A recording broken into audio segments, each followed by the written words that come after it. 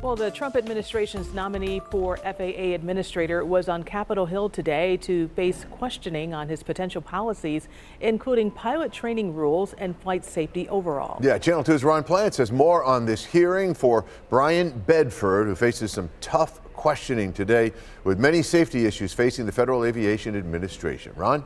Well, Scott, CNBC is reporting that a number of Democratic senators closely questioned that FAA administrator nominee, again, Brian Bedford, as he appeared before the Senate Committee on Commerce, Science, and Transportation. That was specifically on the issue of the 1,500-hour rule for pilots experience. It was passed in Congress back in 2010 with pressure from the Flight 3407 families. That after inexperience and errors of the Colgan Air pilots in the 2009 Clarence Center crash, fully reported by the NTSB back then.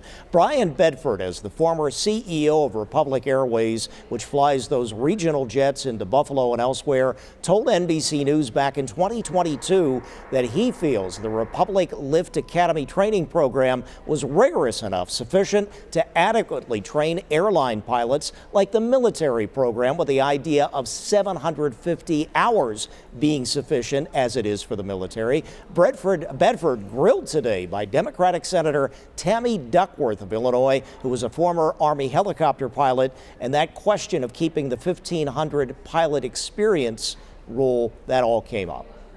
We will never do anything to reduce the safety and competency of our pilots. Okay, so that's still not a yes answer to my question. Will you at least commit to taking any potential changes to pilot flight hours before the Air Carrier Training Aviation Rulemaking Committee, or the ACT-ARC, and abide by their consensus recommendation? I am telling you, I won't unduly influence a process one way or the other. The data will either support it or it won't. Will you abide by their recommendation? Most likely. I haven't seen it.